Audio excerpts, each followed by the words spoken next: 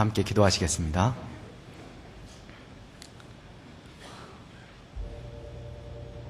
천지 만물을 창조하시고 인간의 생사복을 주관하시는 살아계신 하나님 아버지 감사합니다. 저희를 구원하여 주시고 또 주님의 영광을 위해 살 수 있는 삶의 기회를 허락하여 주신 것을 감사드립니다. 주님의 사랑을 믿고 살아가는 귀한 형제자매들이 오늘 주님의 이름으로 이 한자리에 함께 모였습니다. 우리 가운데 임하셔서 우리에게 필요한 말씀을 주시고 또 그 말씀이 우리 마음속에 새겨지고 또 우리를 사로잡아 우리의 삶을 변화시키고 우리의 삶을 통해서 하나님의 영광이 나타날 수 있도록 은혜로 인도하여 주시옵소서. 오늘 이곳에 함께하고자 하나 여러 가지 사정으로 참석하지 못한 분들도 계실 줄 압니다. 주님께서 어떠한 형편, 어떠한 처지에 있든지 동일한 은혜와 사랑으로 함께해 주시고 각각의 처소에서 하나님의 영광을 드러낼 수 있도록 인도하여 주시옵소서. 국내뿐만이 아니라 해외 여러 곳에서 주님의 복음이 힘있게 전해지고 있습니다. 복음이 전해지는 곳마다 주님께서 은혜로 함께하여 주시고 이를 위해서 수고하는 선교사님들, 가족들, 동역자들 위해 더욱더 크신 지혜와 능력을 더하여 주시옵소서.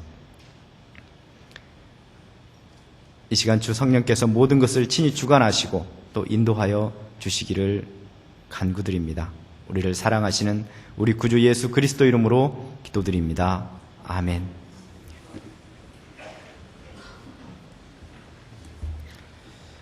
다 함께 성경 시편 20편 말씀을 찾아서 읽도록 하겠습니다.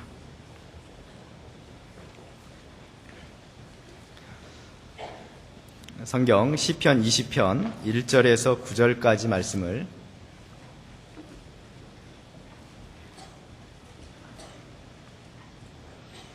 찾으셔서 제가 먼저 한 절 읽고 우리 형제 자매님들께서 한 절 읽고 이렇게 교독하고 제일 마지막 절은 다 함께 읽도록 하겠습니다.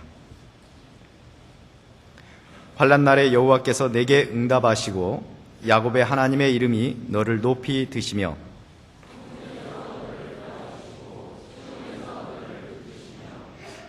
내 모든 소재를 기억하시며 내 번제를 받으시기를 원하노라.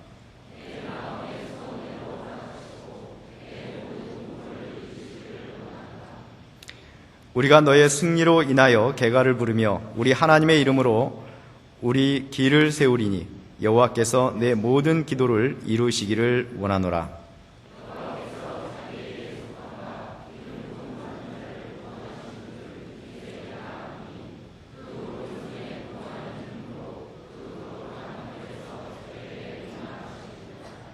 혹은 병거 혹은 말을 의지하나 우리는 여호와 우리 하나님의 이름을 자랑하리로다.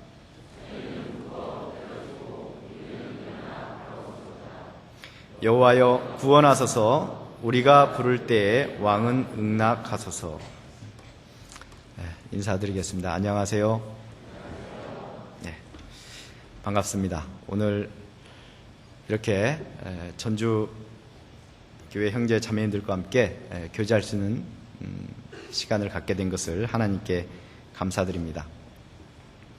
전주 그러면 저에게는 아주 익숙한 곳이고 편안한 곳이기 때문에 오늘 이 자리에도 아주 편안한 마음으로 섰습니다. 2009년 말까지 가까운 익산에서 생활하다가 2010년 1월 1일로 인천교회로 부름받아서 인천에서 지금 교제하고 있습니다. 올해가 벌써 다 저물어가고 있기 때문에 올 한 해를 돌아보는 그런 시간을 갖지 않을 수가 없는 그런 순간인 것 같습니다.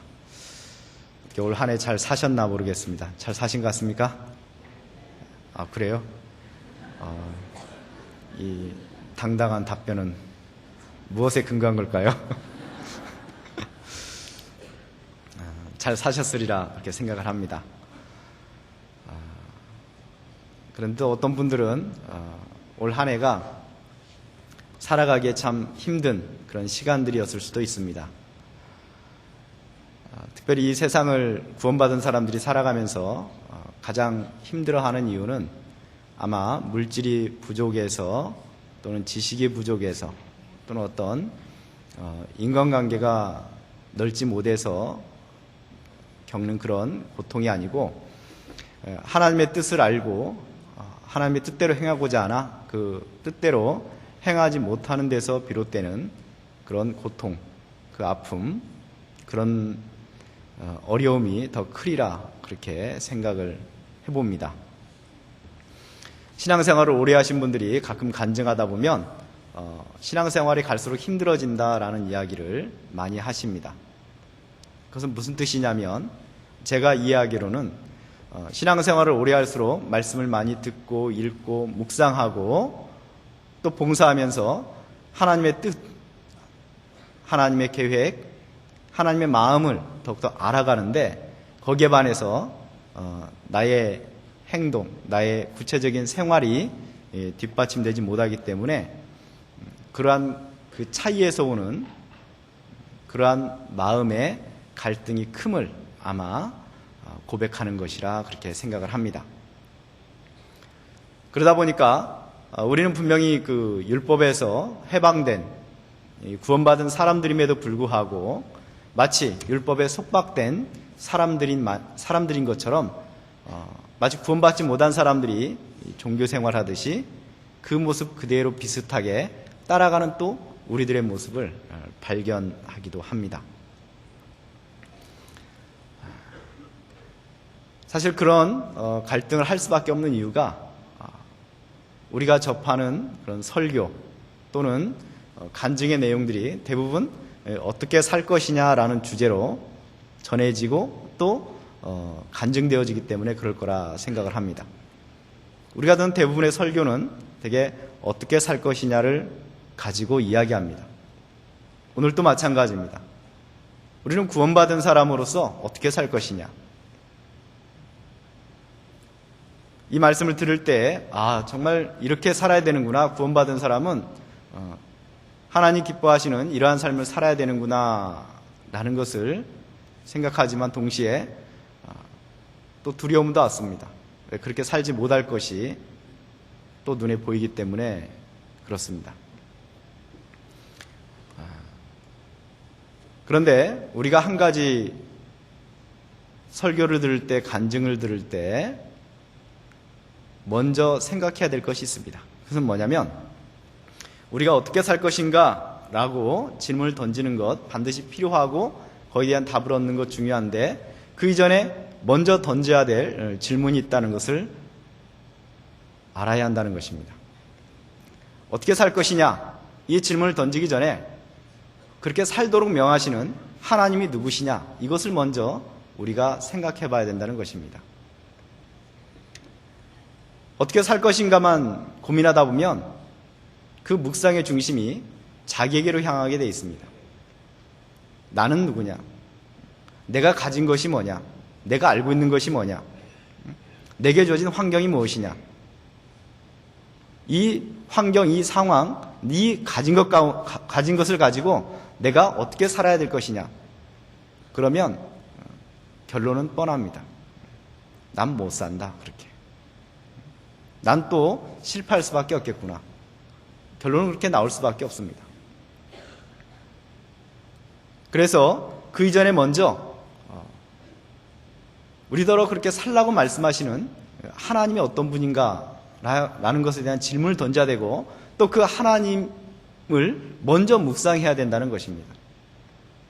그럴 때 우리는 실제 우리의 삶 가운데서 좌절하지 않으며 실패하지 않으며 결국 그 하나님을 붙잡고 승리를, 선한 열매를 맛볼 수 있다는 것입니다.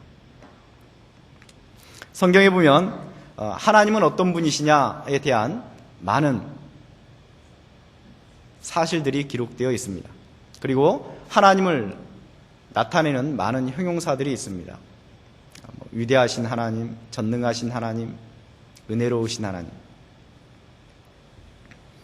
그런 하나님을 묵상하면 우리는 어떻게 살 것인가 하는 고민 이전에 하나님을 의지하는 그 믿음 가운데서 그 어떻게 사는 그 삶을 살아갈 수 있다라는 것입니다. 그런데 오늘 제가 설교의 제목으로 잡은 것은 야곱의 하나님입니다. 우리가 조금 전에 읽은 시편 20편 1절 말씀에 제가 다시 한번 읽어보겠습니다. 환난 날에 여호와께서 내게 응답하시고 야곱의 하나님의 이름이 너를 높이 드시며. 하나님 앞에 여러 가지 형용의 문구가 붙지만 가끔 사람의 이름도 붙습니다. 아브라함의 하나님, 이삭의 하나님, 야곱의 하나님, 모세의 하나님. 저는 하나님을 묵상할 때 이 야곱의 하나님을 묵상하기를 좋아합니다. 왜냐하면 야곱이라는 사람이 어떤 사람인가를 잘 알기 때문에 그렇습니다. 야곱은 아주 연약한 사람에 불과했습니다. 그는 자기의 이익을 위해서 남을 속이기를 즐겨하는 사람입니다. 또 그는 겁이 많은 사람입니다. 그는 자기에게 주어진 환경, 상황에서 끊임없이 도망다니던 사람입니다. 그럼에도 불구하고 하나님은 그를 만나주시고 그의 하나님이 되어주셨습니다. 그리고 그를 이스라엘로 만드셨습니다. 그래서 저는 그 하나님을 묵상하기를 좋아합니다. 왜? 야곱의 하나님이 되어주셨다면 부족한 나의 하나님도 되어주실 것이 틀림없기 때문에 그렇습니다. 그러면 그 야곱의 하나님은 어떤 분이신가? 그리고 우리들은 어떻게 살기를 원하시는 그 하나님, 야곱과 함께 했던 그 하나님은 지금도 여전히 나와 함께 하시는가? 오늘 그 야곱의 하나님을 먼저 만나보려고 합니다. 창세기 28장. 야곱의 하나님을 우리가 만날 수 있는 가장 중요한 장으로 창세기 28장을 선택해서 한번 교훈받아 보도록 하겠습니다. 창세기 28장 1절에서 5절까지 말씀을 천천히 한 목소리로 함께 읽어보도록 하겠습니다. 이삭이 야곱을 불러 그에게 축복하고 또 부탁하여 가로되 너는 가나안 사람의 딸들 중에서 아내를 취하지 말고 일어나 밧단 아람으로 가서 너의 외조부 부두엘의 집에 이르러 거기서 너의 외삼촌 라반의 딸 중에서 아내를 취하라. 전능하신 하나님이 내게 복을 주어 너로 생육하고 번성케 하사 너로 여러 족속을 이루게 하시고 아브라함에게 허락하신 복을 내게 주시되 너와 함께 내 자손에게 주사 너로 하나님이 아브라함에게 주신 땅 곧 너의 우거하는 땅을 유업으로 받게 하시기를 원하노라.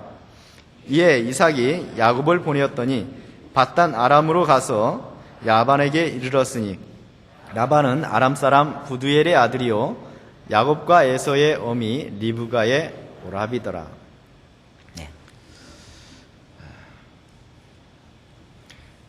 지금 이 장면은 야곱이 에서가 받을 축복을 가로챘을 때, 그 에서가 분노할 때, 그 야곱을 살리고자 리브가가 다른 이유를 대서 야곱을 자기 친정으로 보내는 이제 그런 장면입니다. 여기서 우리는 하나님의 어떠하심을 보게 되는데, 그 하나님은 어떤 하나님이냐면 우리가 평상시 믿고 의지하고 익숙해져 있던 모든 것으로부터 떠나게 하시는 하나님이시다 라는 겁니다.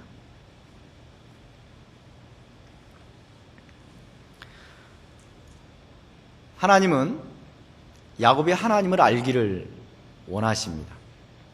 하나님을 직접 만나고 하나님을 경험하기를 원하십니다. 그런데 28장 이전까지 야곱은 항상 누구의 그늘 아래 있냐면 그의 어머니 리브가의 그늘 아래 있습니다. 에서를 대신해서 이삭에게 축복을 받을 때에도 그 리브가가 개입을 했죠. 늘 그 리브가의 그늘 아래 있었고 리브가가 시키는 대로 모든 일을 행합니다. 그 밑에 그 사람의 장막에 있을 때는 하나님을 직접 만나고 하나님을 직접 경험하기가 어렵습니다. 우리의 신앙이라고 하는 것은 하나님을 경험하고 하나님을 알아가는 가운데 성장하는 것입니다. 그런데 우리가 어떤 사람의 그늘 아래 있다, 어떤 익숙한 환경에 영향 아래 있다, 그러면 우리는 하나님을 직접 만나고 경험하기가 어렵습니다. 그래서 하나님은 때때로 우리가 익숙해져 있는 환경, 익숙한 사람들 또는 익숙해진 그런 행동들을 떠나게 하십니다.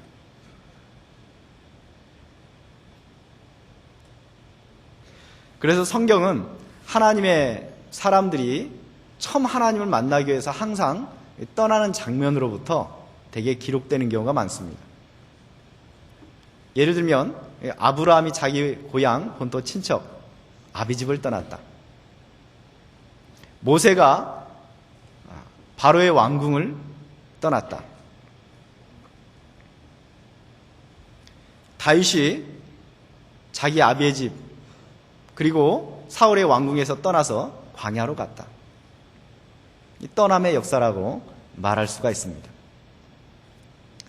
그것을 신약의 용어를 빌어와서 표현하자면 회개의 역사라고 말할 수 있습니다. 회개라는 것은 우리가 가던 길을 떠나서 돌이키는 것이죠. 내가 머물러 있던 장소에 그대로 있는 것이 아니고 돌이켜서 떠나는 겁니다.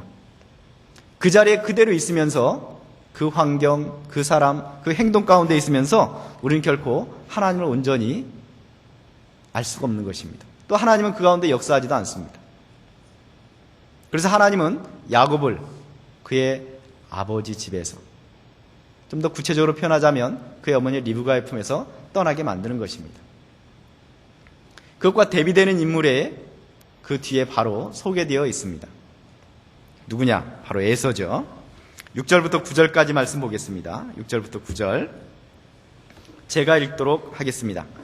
에서가 본즉 이삭이 야곱에게 축복하고 그를 밧단 아람으로 보내어 거기서 아내를 취하게 하였고 또 그에게 축복하고 명하기를 너는 가나안 사람의 딸들 중에서 아내를 취하지 말라 하였고 또 야곱이 부모의 명을 조차 밧단 아람으로 갔으며 에서가 또 본즉 가나안 사람의 딸들이 그 아비 이삭을 기쁘게 못하는지라.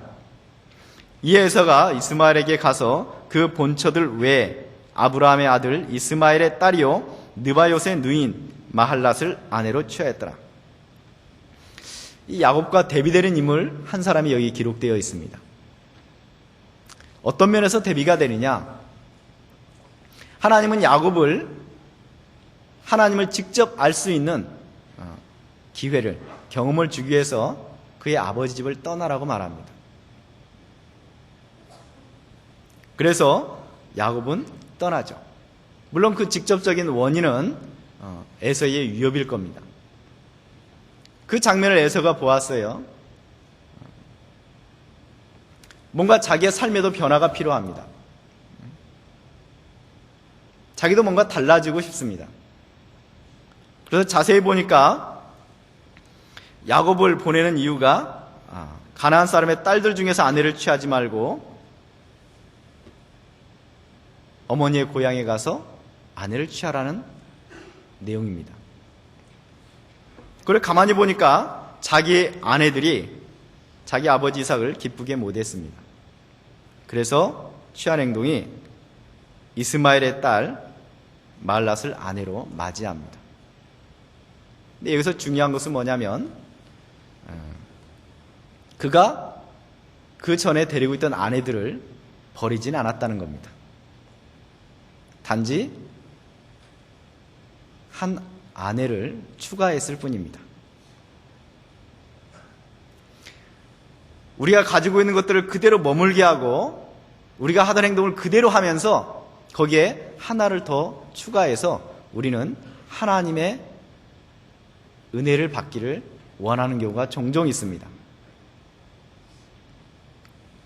예를 들면 우리가 지금 사실은 마음의 상태가 하나님께로 향하고 있지 않은데 그 마음을 진정한 그 근본적인 것들을 돌이키기 이전에 겉으로 드러난 것들, 예를 들면 내가 헌금을 좀 안 했구나, 그동안 헌금한다.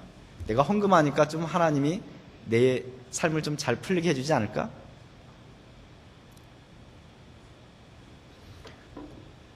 내가 그동안 누구하고 별로 안 친했는데 그것 때문에 뭔가 문제가 있는 것 같아. 내가 좀 친해져야 되겠다. 뭔가 근본적인 것은 그대로 가지고 있으면서 그 상황을 조금씩 변화시킴으로써 하나님께 복받기를 원하는,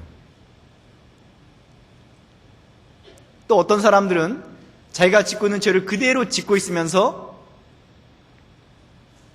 그동안 하지 않던 봉사를 하는 사람도 있죠.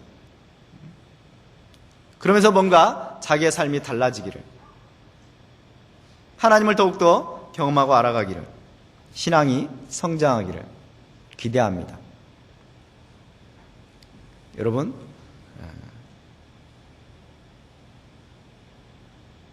껍데기만 바꾼다고 그것이 진실로 바뀌는 것은 아닙니다. 그래서 하나님의 역사는 그 시작이 떠나게 하는 역사입니다.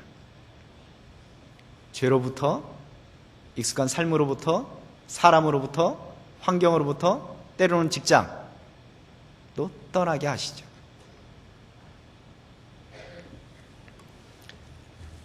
사도행전 18장을 여길 잡으시고 사도행전 18장을 찾아서 한번 읽어보도록 하겠습니다.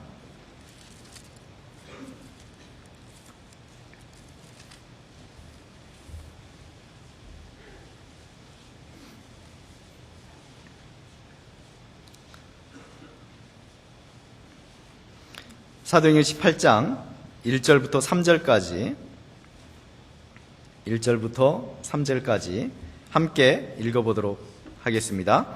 이후에 바울이 아덴을 떠나 고린도에 이르러 아굴라라 하는 본도에서 난 유대인 하나를 만나니 글라우디오가 모든 유대인을 명하여 로마에서 떠나라 한구로 그가 그 안에 브리스길라와 함께 이달리아로부터 새로 온지라.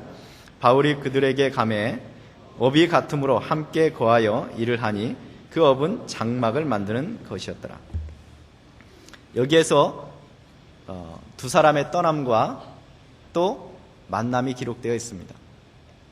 사도행전 17장은 아주 유명한 성경 가운데 하나입니다. 사도 바울이 그리스 아테네에서 우상을 섬기고 있는 그 아덴 사람들 향해서 한 유명한 설교가 기록되어 있는 곳이 바로 사도행전 17장입니다. 그러나 그 유명한 아레오바고의 설교를 듣고 변화된 사람은 그렇게 사실 많지 않습니다. 우리가 분위기는 상당히 적대적이었던 것 같습니다. 그래서 바울은 아덴에 머물 수가 없었고 고린도로 향합니다. 떠난 것이죠, 고린도로. 또 한 사람의 떠남이 기록되어 있습니다. 바로 아굴라라는 사람입니다. 그리고 그 안에 브리스길라라는 사람입니다. 그들은 아마 로마에서 터를 잡고 로마에서 오랫동안 살았던 그런 사람들인 것 같습니다. 그런데 어느 날 갑자기 로마의 황제 글라우디오가 모든 유대인은 로마를 떠나라라고 명령을 내립니다. 거역할 수 없는 명령이죠. 모든 삶의 터전을 버리고 추방을 당하는 것입니다. 왜 이 추방령이 내렸을까요? 어쩌면 그들은 떠날 때 그 이유와 원인을 전혀 알지 못했을지도 모릅니다. 물론 드러난 이유는 있을 거예요. 유대인들이 로마에서 행한 어떤 일들 때문에 또는 어떤 정치적인 이유 때문에 그들을 떠나게 했을지도 모릅니다. 그러나 어쨌든 그들은 아굴라와 브리스길라는 그 로마를 떠남으로 해서 고린도에서 사도 바울을 만납니다. 그리고 그 만남은 그들의 운명을 완전히 달라지게 만들죠. 그들이 로마에 계속 머물렀으면 사도 바울을 언제 만났을까요? 우리의 기억 속에 브리스길라와 아굴라라는 그 부부가 남아있을까요?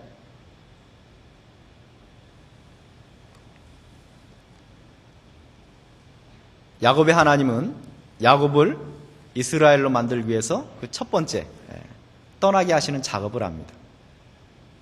하나님은 우리를 성장시키시고 성숙시키시고 그리고 정말 주님을 닮아가는 사람으로 만들게 하기 위해서 우리를 떠나게 하십니다. 돌이키게 하십니다.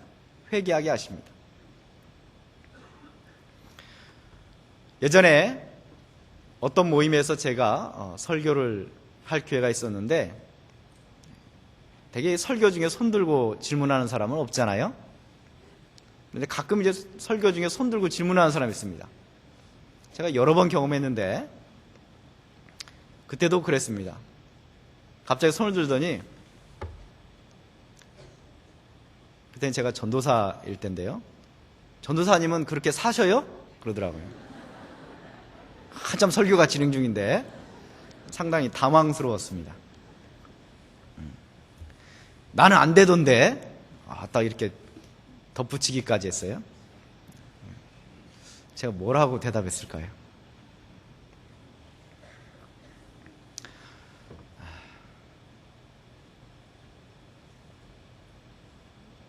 우리가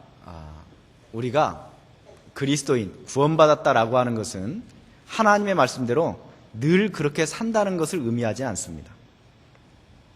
때로는 그렇게 살지 못하고 넘어지고 실수할 수도 있다는 것을 의미합니다. 하지만 그리스도인과 세상 사람의 차이는 무엇이냐? 바로 돌이키고 회개한다는 것입니다. 그리고 그 일을 반복하지 않는다는 것입니다. 저도 늘 그렇게 살지 못합니다. 그러나 제가 그렇게 살지 못할 때 저는 바로 회개하고 또 그 일을 반복해서 하지는 않습니다. 그게 그리스도인입니다. 여러분, 그리스도인의 특징은 회개한다는 것입니다. 우리가 완전하다는 것을 의미하지 않습니다. 여러분, 우리가 구원받을 때 옆구리에 날개 돋친 분 안 계시죠? 지금 나도 모르게 옆구리 만지는 분 계시네요. 날개 돋친 분 한 분도 안 계십니다. 우리는 여전히 불완전합니다. 흙으로 지음받은 육체 가운데 있습니다. 그럼에도 불구하고 우리가 소망이 있고 우리가 하나님의 자녀라 일컬음을 받는 이유는 우리 속에 생명이 주어졌고 그 생명이 우리를 그러한 상황 가운데, 그러한 죄 가운데, 그러한 잘못된 행동 가운데 머무르도록 용납하지 않기 때문에 그렇습니다. 우리는 바로 일어설 수 있는, 바로 돌이킬 수 있는 그런 사람들입니다. 하나님은 우리를 그렇게 만들어 가십니다. 그렇게 하기 위해서 때로는 실질적으로 떠나게 하십니다. 이 도시에서 저 도시로, 이 직장에서 저 직장으로, 이 사람에게서 저 사람에게로, 가까운 교회 안에서도 이 구역에서 저 구역으로 때로는 옮기게 하시죠. 그러나 막상 떠나려고 하면 힘듭니다. 여러분, 같은 전주교회인데도 불구하고 연말이 되어서 지금 벌써 구역 편성이 다 됐는지 모르겠어요. 다른 지역으로 분명 이사를 갔는데 왠지 내년 구역 편성 때 옛날 구역이 그대로 남고 싶죠. 가야 된다 그러면 서운하잖아요. 그죠? 우리는 익숙한 것들로부터 떠나기 싫어합니다. 왜냐하면 그건 생존의 본능이에요. 익숙해졌다는 것은 무슨 뜻이냐면 편해졌다 라는 뜻입니다. 편해진다는 것은 무슨 뜻이냐면 내가 살아남기 위해서 내 뇌가 프로그래밍 했다 이 말이에요. 프로그래밍 했다. 그래서 그 다음부터 두 번 생각할 거 없어요. 여러분 오늘 집에서 전주교회 오면서 어떤 길로 갈까 고민하지 않았죠? 늘 왔던 길로 오셨을 겁니다. 오늘은 저쪽으로 돌아와 볼까? 오늘은 저쪽 길로 가볼까? 오늘은 심심한데 골목길로 가볼까? 고민하지 않습니다. 왜? 그런 것까지 다 고민하면 오래 못 삽니다. 그래서 그냥 편하게 늘 오던 길로 생각 없이 옵니다. 그렇기 때문에 우리는 기도하지 않습니다. 오늘 집에서 출발하면서 운전하기 전에 기도하고 출발하시면 몇 분이나 계셔요? 내가 늘 가는 길이지만, 늘 익숙한 길이지만 내가 안전하게 이 교회에 도착할 수 있도록 하나님께 기도한 분이 몇 분이나 계실까요? 그래서 하나님은 우리를 떠나게 하시는 겁니다. 돌이키게 하시는 겁니다. 그래야지 하나님을 새롭게 만날 수 있기 때문에 그렇습니다. 창세기 28장으로 다시 한번 가보도록 하겠습니다. 창세기 28장 10절 11절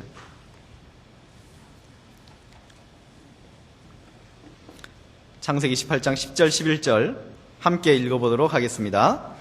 야곱이 브엘세바에서 떠나 하란으로 향하여 가더니 한 곳에 이르러는 해가 진지라. 거기서 유숙하려고 그곳에 한 돌을 취하여 베게 하고 거기 누워 자더니. 자, 여러분 야곱이 자기의 부모님의 집을 떠났지만 그는 하나님을 만날 거라고 상상도 못하고 있습니다. 또 하나님을 어디 가야 만날지도 모릅니다. 여러분 하나님과의 만남은 항상 하나님의 주도권 아래 이루어진다는 것을 기억해야 됩니다. 우리가 하나님을 찾아서 만나는 것이 아니고 하나님이 만나주시기 위해서 그곳에 임한다는 것을 늘 기억해야 됩니다. 다시 말하면 하나님께서 우리를 떠나게 하실 때 나는 어떻게 하나 우리는 막막합니다. 그러나 하나님은 이미 그곳에서 준비하고 계십니다. 무엇을 준비하고 있느냐? 나를 만날 준비를 하고 계십니다. 11절 보면 한 곳에 이르러는 해가 진지라. 그곳에 한 돌을 취하여 베게 하고 거기 누워 자더니. 여기에 특정한 지역, 특정한 돌, 특정한 자리를 지금 언급하고 있습니다. 한 곳에 이르러는, 그곳에 한 돌을 취하고 거기 누워 자더니. 이게 무슨 뜻일까요? 하나님이 계획한 자리에, 하나님이 계획한 시간에, 하나님이 계획한 곳에서 그는 누웠다는 뜻입니다. 그의 여정이 그가 우연히 또는 사람들이 늘 가던 바로 그 길로 가고 있는 것처럼 보여도 그곳에는 하나님의 계획하심이 있다는 뜻입니다. 하나님은 그날 거기서 그 자리에서 그 시간에 야곱을 만나 주셨습니다. 그 자리는 사실 슬픔의 자리요 외로움의 자리였습니다.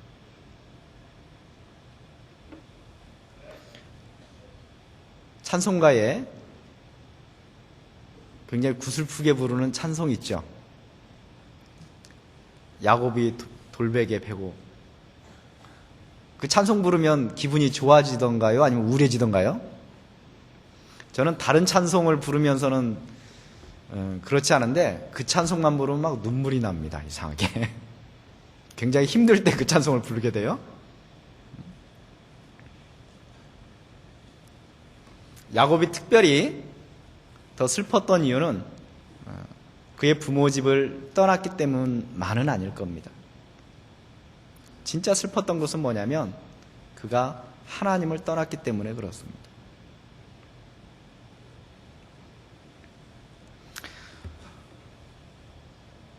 우리는 모세 이전에, 모세 이후에도 가끔 그러지만 항상 하나님께서 나타나실 때, 예를 들면 이삭에게 나타날 때 나는 너의 아버지 아브라함의 하나님이다.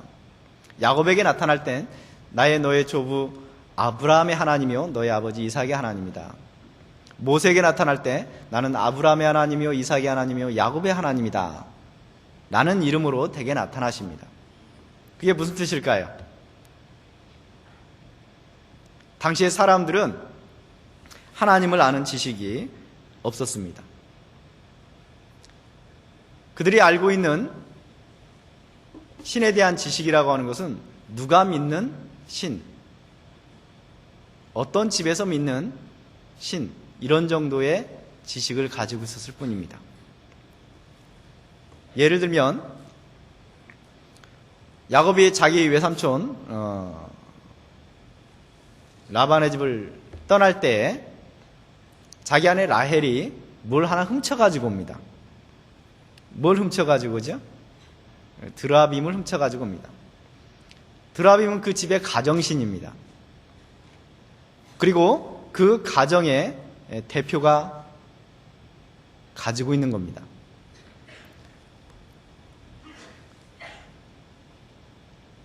그것은 무엇을 뜻하냐면 그 외삼촌 라반의 집을 떠난다는 것은 곧 그 가정에서 믿는 신을 떠난다는 것이며 또 그 신에 의해서 주어질 축복, 크게는 상속권이죠. 상속권으로부터 떠난다는 것을 의미합니다. 드라빔이라는 것은 일종의 상속권의 또 다른 편이라고 말할 수도 있습니다.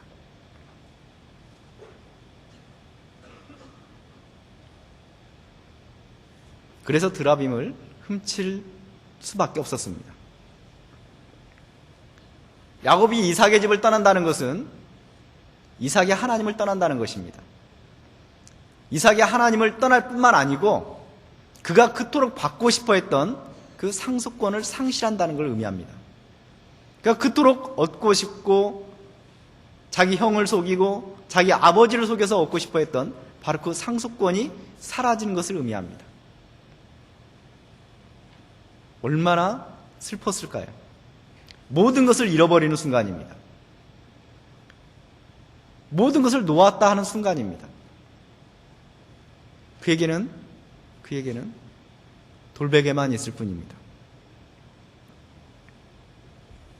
그런데 참 놀라운 것은 바로 거기서 하나님을 만났다는 사실입니다.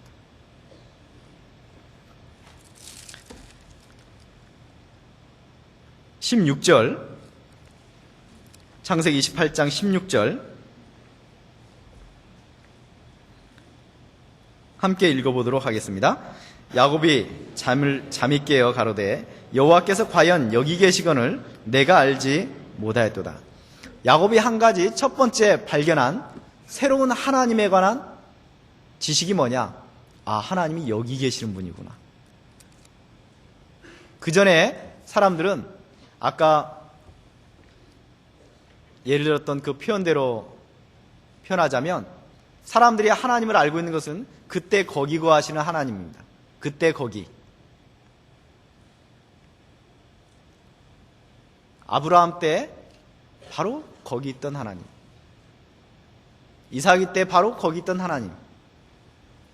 하지만 지금 여기 있는 하나님은 아닌 거죠. 떠났기 때문에. 근데 참 놀라운 경험을 하는 겁니다. 바로 그 하나님이 지금 여기 있다는 사실입니다.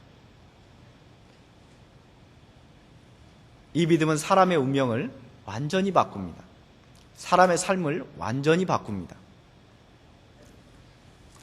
히브리서 11장 6절을 보면 하나님께서 기뻐하시는 믿음에 관해 말씀하고 있는 구절이 있습니다. 히브리서 11장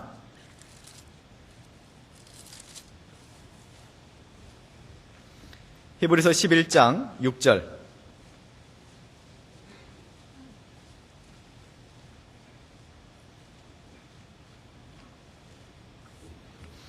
히브리서 11장 6절 함께 읽어보도록 하겠습니다. 믿음이 없이는 기쁘시게 못하나니 하나님께 나아가는 자는 반드시 그가 계신 것과 또한 그가 자기를 찾는 자들에게 상 주시는 이심을 믿어야 할지니라. 이 6절 앞에 아벨, 에녹이 나오고 그 다음 7절에 노아가 나옵니다. 우리가 잘 아는 대로 히브리서 11장은 믿음의 선진들이, 특별히 우리에게 본이 될 만한 그 믿음의 선진들이 기록되어 있는, 흔히 믿음의 명예의 전당이다라고 불리는 그런 장입니다.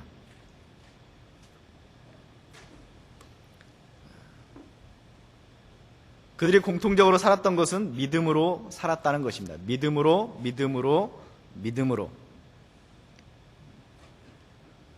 동일한 믿음으로 살았는데, 자, 그들의 삶과 그들의 마지막은 완전히 달랐죠. 여러분, 동일한 믿음으로 살았는데 아벨은 일찍 죽었습니다. 그것도 형에게 돌에 맞아 죽었습니다. 동일한 믿음으로 살았는데 에녹은 죽음을 보지 않고 하늘로 올렸습니다. 동일한 믿음으로 살았는데 노아는 홍수를 경험하고 그 답답한 방주 속에서 1년 가까이 답답한 생활을 했습니다. 100년 가까이 배를 만들었습니다. 동일한 믿음인데.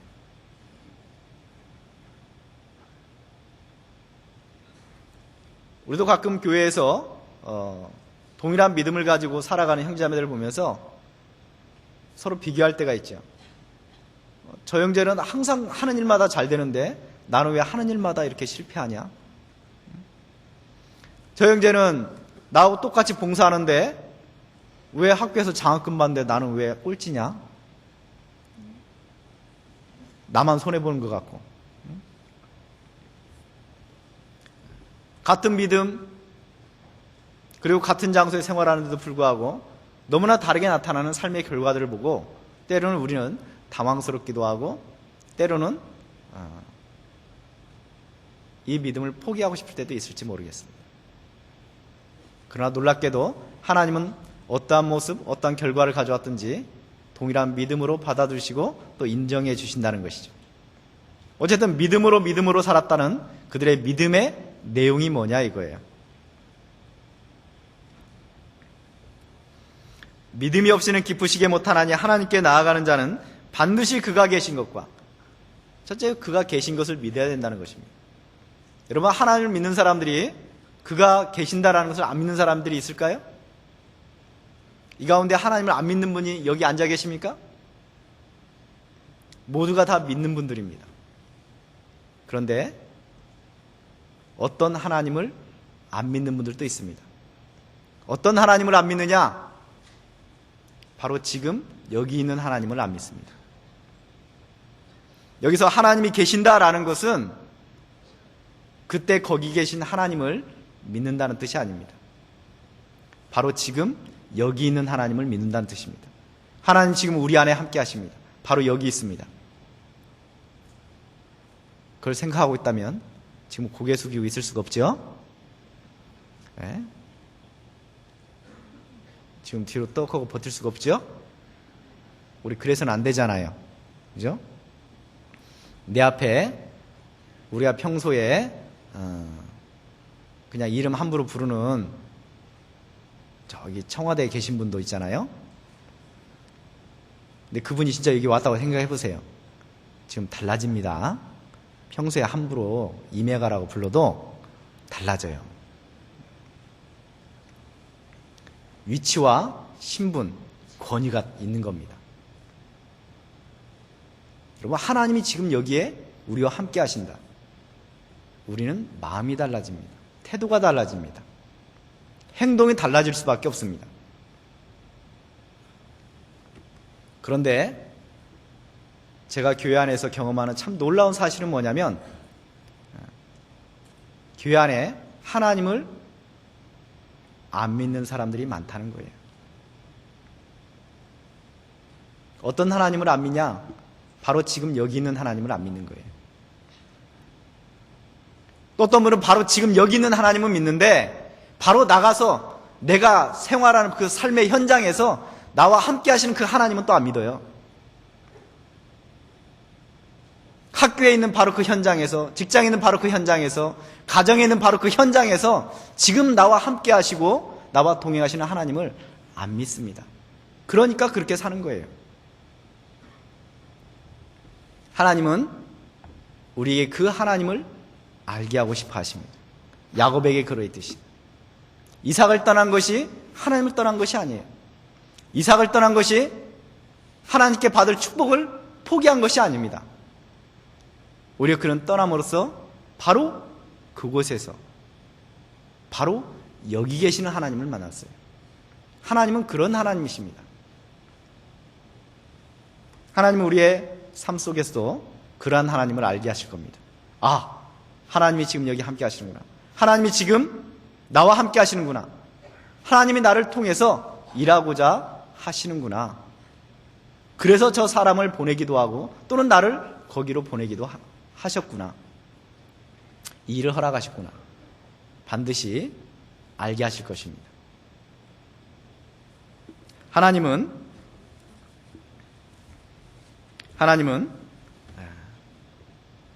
먼저 찾아주시고 먼저 만나주시는 하나님이십니다. 그리고 바로 거기 계시는 하나님이십니다. 바로 여기 계시는 하나님이십니다. 그리고 창세기 28장으로 가보도록 하겠습니다. 창세기 28장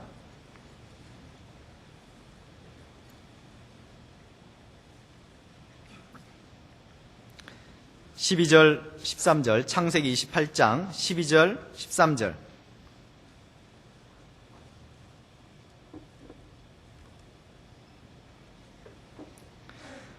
12절 13절 함께 읽어보도록 하겠습니다. 꿈에 본즉 사닥다리가 땅 위에 섰는데 그 꼭대기가 하늘에 닿았고 또 본즉 하나님의 사자가 그 위에서 오르락 내리락 하고 또 본즉 여호와께서 그 위에 서서 가라사대 나는 여호와니 너의 조부 아브라함의 하나님이요 이삭의 하나님이라.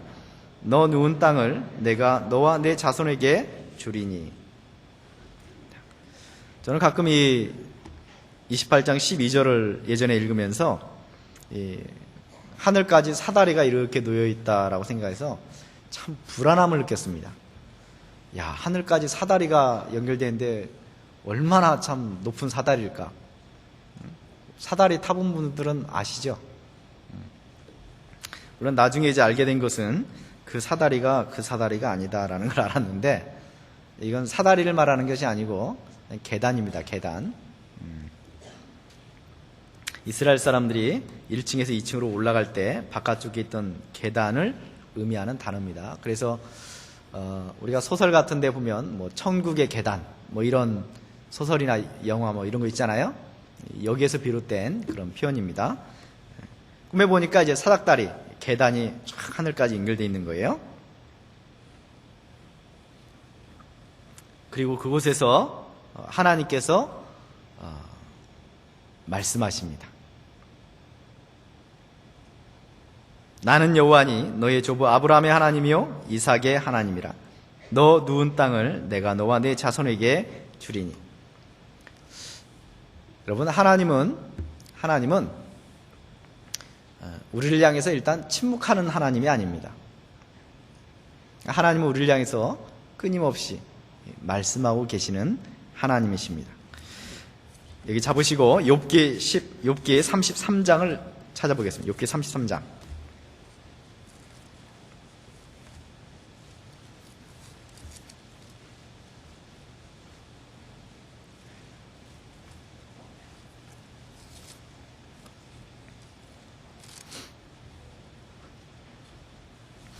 욥기 33장 14절부터 16절까지 14절부터 16절까지 함께 읽어보도록 하겠습니다.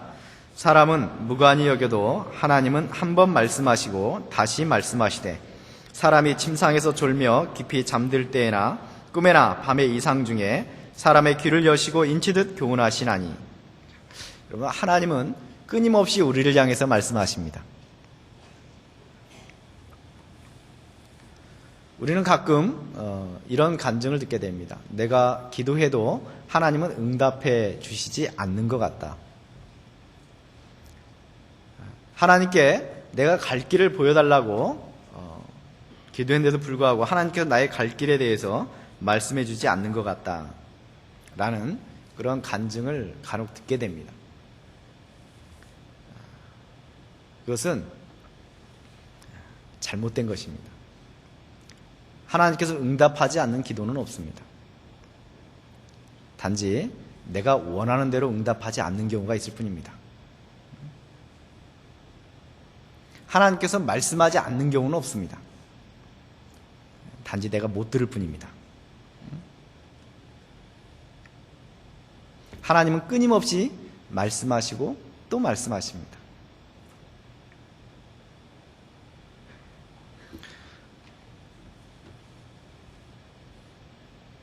만약에 우리가 하나님은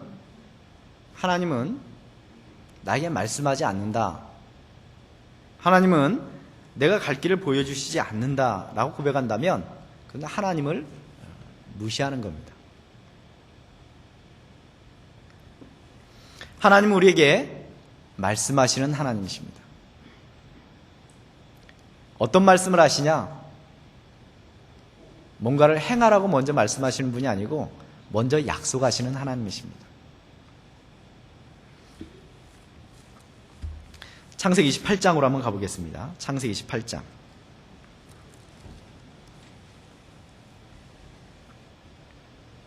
28장 13절 14절을 이어서 제가 다시 한번 읽어보도록 하겠습니다. 또 본즉 여호와께서 그 위에 서서 가라사대 나는 여호와니 너의 조부 아브라함의 하나님이요 이삭의 하나님이라.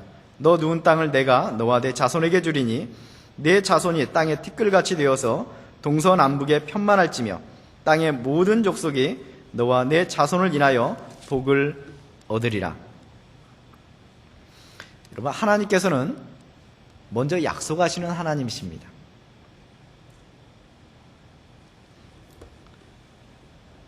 첫째, 복을 약속하시죠. 여러분, 하나님께서 우리를 만나 주실 때는 우리에게 뭔가 벌을 내리기 위해서 아니면 뭔가를 갖다 바치라고 그렇게 만나 주시는 하나님이 아닙니다. 먼저 하나님께서 항상 우리에게 먼저 말씀하시는 것은 약속입니다. 그것도 복의 약속입니다.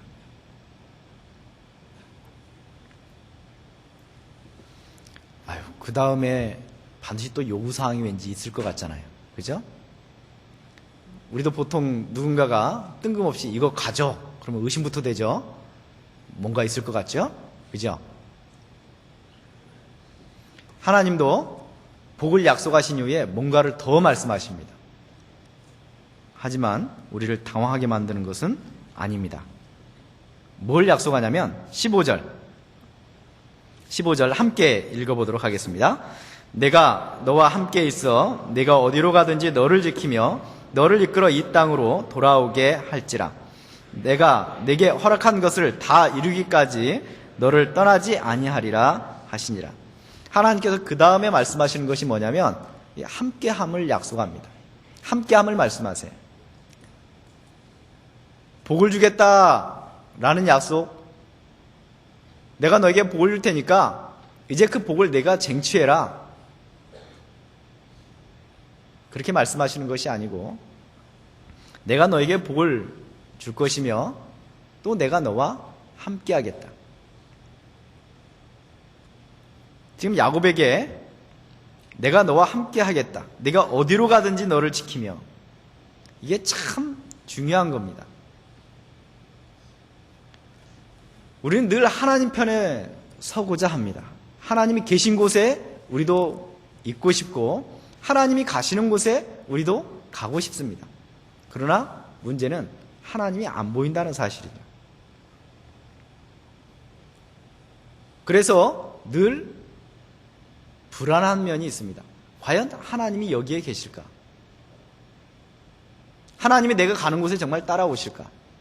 참 놀라운 것은 하나님께서 내가 너와 함께 있고 내가 어디로 가든지 너를 지키며 너를 이끌겠다라고 말씀하고 계시는 겁니다. 그 유명한 시편 있죠. 시편 23편 여호와는 나의 목자시니 내가 부족함이 없으리로다.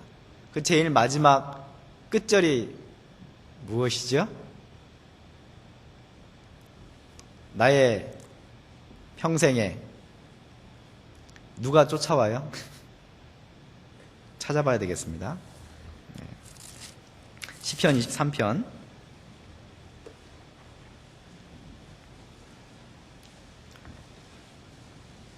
시편 23편 6절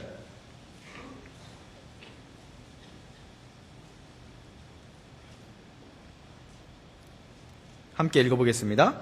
나의 평생에 선하심과 인자하심이 정녕 나를 따르리니 내가 여호와의 집에 영원히 거하리로다. 여기서 나의 평생에 선하심과 인자하심이 정녕 나를 따르리니, 이 나를 따른다 라는 표현이 언제 쓰는 표현과 동일하냐면, 이 사냥개가 사냥감을 쫓을 때 있잖아요. 그럼 사냥개가 사냥감을 쫓을 때는 끝까지 쫓아가죠. 그죠? 나의 평생에 하나님의 선하심과 인자하심이 사냥개가 사냥감을 쫓듯이 나를 그렇게 따라다니겠다, 그 말입니다. 얼마나 위로가 돼요? 별로 위로가 안 되시는 표정 같습니다. 하지만 믿음으로 화답하는 분들만 주님의 선하심과 인자하심을 따르기를 바랍니다. 어쨌든 하나님께서 그렇게 말씀하셨으면 그렇게 되는 겁니다. 근데 더 놀라운 것은 뭔지 아세요? 더 놀라운 것은 하나님이 그렇게 하겠다라고 말씀하시면 그렇게 되는데, 그렇게 하시겠다는 것을 하나님이 무엇으로 우리에게 표현하고 계시냐면, 하나님의 열심이라는 그런 단어로 표현하고 있습니다. 한번 찾아볼까요? 이사야 9장을 보겠습니다. 이사야 9장.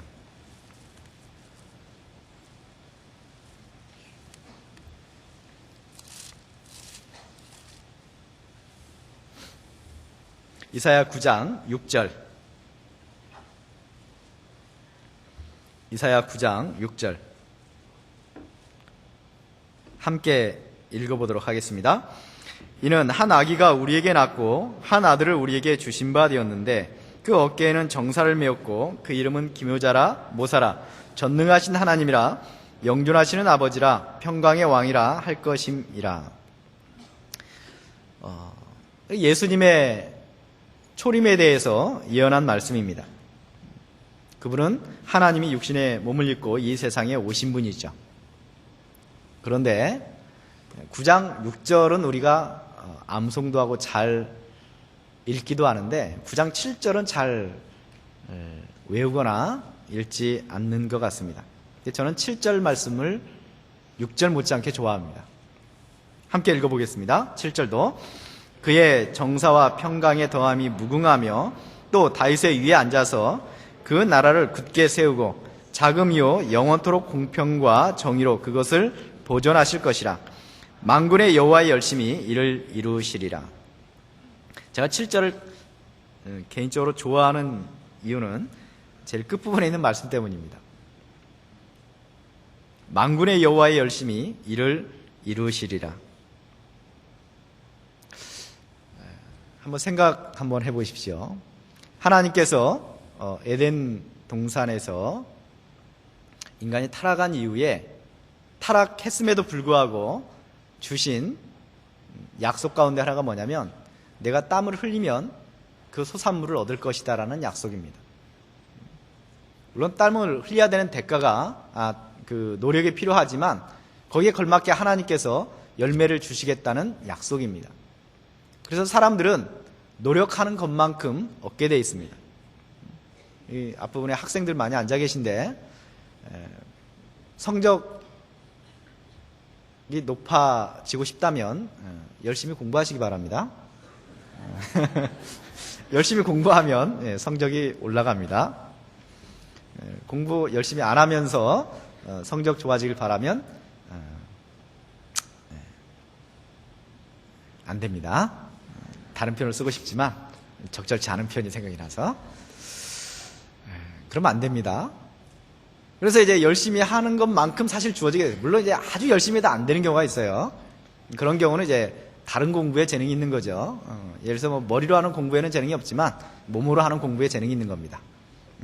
뭐 요리에도 요리 공부에 더 재능이 있을 수도 있고, 뭐 헤어 디자이너가 더 맞을 수도 있죠. 어쨌든 뭐 여러 방면에 우리가 공부할 수는 있습니다. 하여튼 열심히 하는 대로 열매를 얻게 돼 있습니다. 근데 여러분, 하나님이 열심히 한다고 생각해 보세요.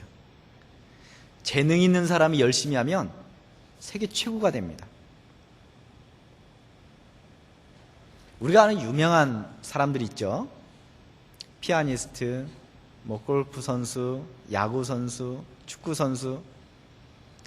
여러분, 그 사람들이 최고가 된 이유는 최고가 될 만큼 열심히 했기 때문에 그렇습니다. 물론 타고난 재능이 있기 때문에 당연히 그 열심히 더 빛을 발한 거지만, 그가 만약에 그런 재능이 있음에도 불구하고 열심히 하지 않았다면 그 최고의 위치에 오를 수가 없는 것이죠. 아마 여러분 떠오르는 분들 몇 명 있을 겁니다. 하나님은 전지전능하신 분입니다. 모든 걸 알고 모든 걸 행할 수 있는 분입니다. 하나님은 그냥 말만으로도 우주 만물을 창조하실 수 있는 분입니다. 또 창조하셨습니다. 그런데 그 하나님께 참 놀라운 표현을 쓰시고 있는 거예요. 내가 열심히 하겠다 이거예요. 여러분, 하나님이 열심히 하겠다면 얼마나 잘하겠다는 뜻일까요? 예수님이 이 세상에 오셔서 우리를 위해서 십자가에 피를 주신 것, 하나님의 열심의 결과입니다. 우리가 열심히 뭘 해가지고 그렇게 된 게 아닙니다. 하나님의 열심의 결과였던 것입니다. 그래서 누가 방해하고 누가 회방하고 누가 안 될 거라고 말을 해도 하나님의 역사는 이루어질 수밖에 없는 겁니다. 왜냐? 하나님이 열심을 내시기 때문에 그렇습니다. 성경을 찾아보면 하나님이 열심을 내겠다는 성경 구절이 여러 군데 나옵니다. 언젠가 전도 집회 때 이스라엘 민족의 회복에 대해서 말씀을 듣고 어떤 분이 저하고 상담을 하게 됐는데, 그 이스라엘의 회복을 듣고서 자기가 느낀 게 뭐냐? 이 세상 살아가려면 이스라엘에게 잘 보여야 되겠구나. 그러면 공부를 하든 사업을 하든 이스라엘 사람들에게 잘 보여야 되겠네요. 저한테 와서 한 1000마디가 그겁니다. 사람들은 공부를 잘하고 싶어서 유대인의 교육법을 연구합니다. 사람들은 돈을 잘 벌기 위해서 유대인의 상수를 연구합니다. 그게 그들의 교육법, 그들의 상술 때문일까요? 그들에겐 약속이 주어졌습니다. 더 놀라운 것은 그들을 위해서 하나님이 열심을 내겠다고 말씀하신 거예요. 여러분, 에스겔 36장, 37장, 38장 쭉 보면 이스라엘의 회복에 대해서 말씀하고 있죠? 그 뒷부분에 보면 나 여호와가 열심을 내어 이를 이룰 것이다 라는 말씀이 있습니다. 이스라엘의 회복은 하나님의 약속과 그 약속을 이루시는 하나님의 열심의 결과입니다.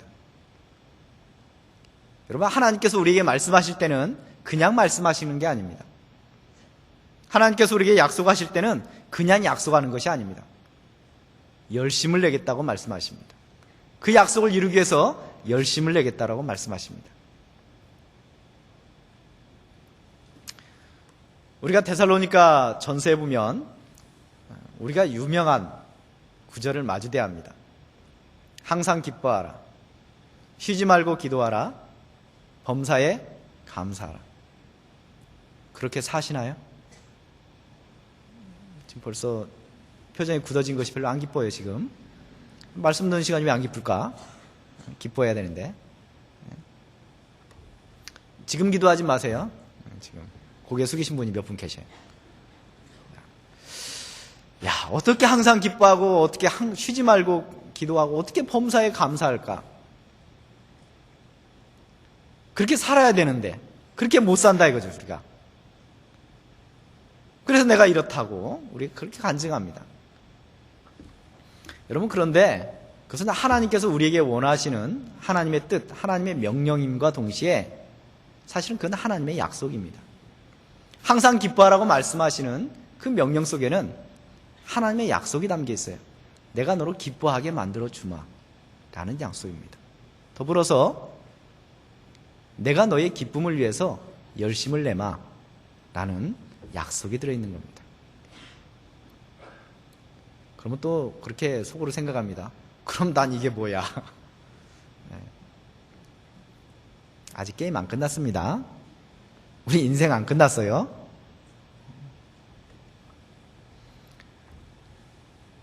하지만 이 사실을 알게 된다면 우리는 지금도 기뻐할 수 있습니다. 저는 그 말씀을 볼 때마다 항상 놀이동산에 요거 생각합니다. 이거 무섭죠? 바이킹이나 이런 거. 다 사람들이 돈 내고 탑니다. 만약에 거기에 탔는데 떨어져 죽을 확률이 50%다. 누가 돈 내고 타겠어요, 그것은? 하지만 무섭고 떨리지만 안 죽을 거라는 믿음이 있어서 타는 겁니다. 또 안 죽게 설계돼 있어요. 죽을 정도 되면 멈춰줍니다. 그죠? 그래서 무섭지만 즐거워하고 기뻐하는 거예요. 여러분, 하나님이 우리에게 약속하시고 하나님이 우리를 향해서 열심을 내시고 계신다. 그걸 붙잡고 있으면 지금 슬퍼도 우리는 기뻐할 수 있습니다. 지금 고난 가운데 있어도 낙담하지 않을 수 있습니다. 지금 실패하는 것처럼 보여도 주저앉지 않습니다. 왜? 하나님이 붙들고 계시고 하나님이 나를 향해 열심을 내시고 하나님이 결국 그렇게 성취할 것이 틀림이 없기 때문에 그렇습니다. 하나님이 야곱에게 약속한 그 약속들 결국 성취가 됐습니다. 결국 다 이루어졌습니다. 누가 그렇게 했기 때문에? 하나님이 그렇게 했기 때문에. 그냥 했기 때문에? 그게 아니고 열심을 내서 했기 때문에 그렇습니다. 그 야곱의 하나님이 나의 하나님이십니다. 창세기 28장 다시 한번 가보겠습니다. 창세기 28장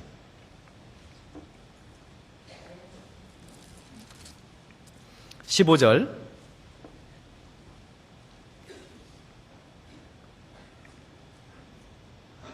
다시 한번 읽어보도록 하겠습니다. 내가 너와 함께 있어 내가 어디로 가든지 너를 지키며 너를 이끌어 이 땅으로 돌아오게 할지라.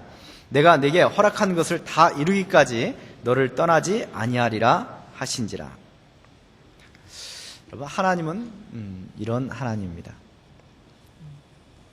야곱의 하나님은 어떤 하나님이냐? 우리는 야곱의 이 관에서 기록된 28장 창세기 28장을 읽으면서 야곱과 함께 했던 하나님이 어떤 하나님인가에 대한 지식을 좀 얻을 수 있습니다. 야곱의 하나님은 떠나게 하시는 하나님이시며 먼저 찾아와 만나주시는 하나님이시며 말씀하시고 말씀 가운데 약속을 주시며 복을 주시며 또 그렇게 되도록 이루어 주시겠다는 하나님의 열심을 말씀해 주시고 또 실제로 성취하시는 그런 하나님이십니다.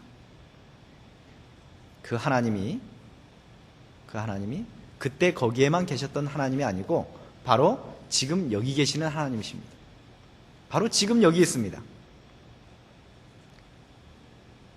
바로 지금 여기 있습니다. 그 하나님이 나의 하나님이십니다.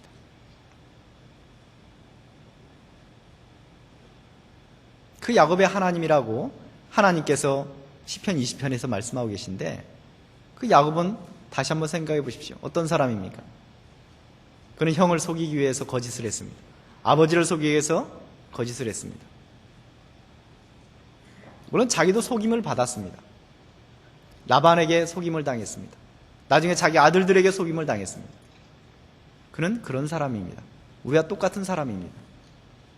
우리도 살아가면서 나의 이익을 위해서 거짓말을 자주 합니다.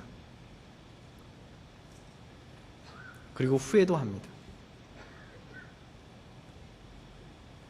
야곱은 두려움이 많은 사람입니다. 어머니 리브가가 아버지 이삭을 속이고 에서의 축복을 가로채자고 이야기했을 때 아버지께 보건고사하고 저주를 받을까 두렵다라고 말했습니다. 그는 자기 형이 자기를 죽일까 봐 두려워서 떠났습니다. 나중에 형을 만날 때도 떨었습니다. 자기 삼촌 라반이 쫓아올 때도 무서워 떨었습니다. 그가 가나안에 살 때 주변에 있는 족속이 자기들을 해할까 두려워했습니다. 우리와 똑같은 사람입니다. 우리도 두렵습니다. 저도 늘 두려움 가운데 살아갑니다. 왜냐하면 세상 가운데 내가 어찌할 수 없는 것들이 너무나 많기 때문에 그렇습니다. 환경을 어떻게 하겠습니까? 나의 연약함을 어떻게 하겠습니까? 내 옆에 있는 사람을 내가 어떻게 하겠습니까?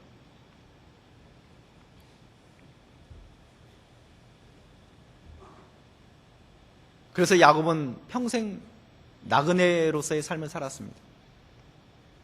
좋은 말은 나그네고 좀 안 좋은 표현은 도망자입니다. 그럼 평생 도망자의 삶을 살았습니다.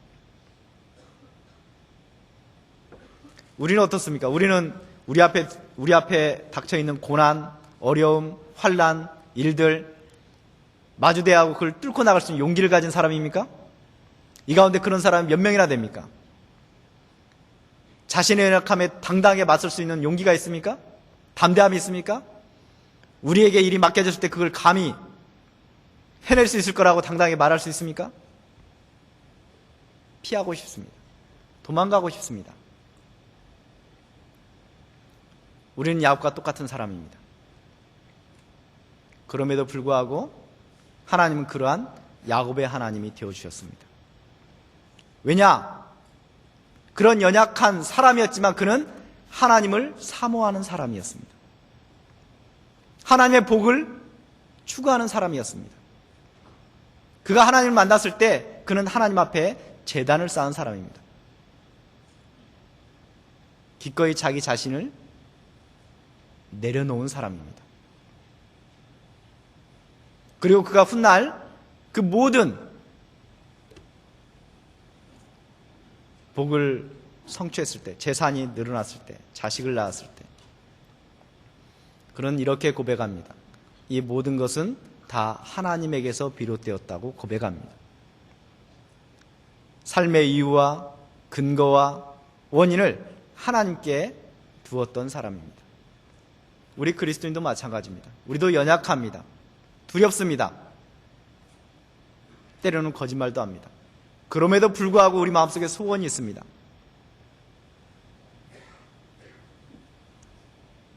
하나님을 품고 있기 때문에 그렇습니다. 하나님의 뜻대로 살고자 하는 소원이 있습니다.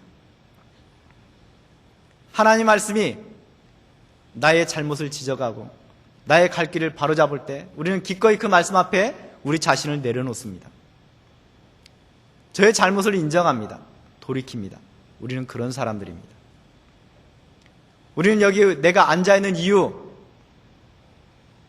내가 지금 그러한 직장, 그러한 지위, 그러한 사람을 만난 것, 내가 소유한 모든 것, 이 모든 것의 원인이 이유와 목적이 하나님께 있다고 고백하는 사람들입니다. 그래서 야곱에게 하나님이 되어주셨듯이 오늘날 그 하나님이 나의 하나님이 되어주십니다. 지금 그 하나님이 나의 하나님이십니다. 시편 20편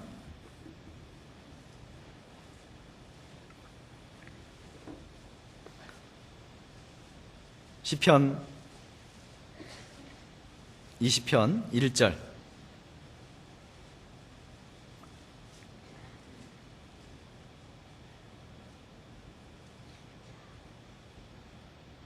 함께 읽어보도록 하겠습니다. 환난 날에 여호와께서 내게 응답하시고 야곱의 하나님의 이름이 너를 높이 드시며 7절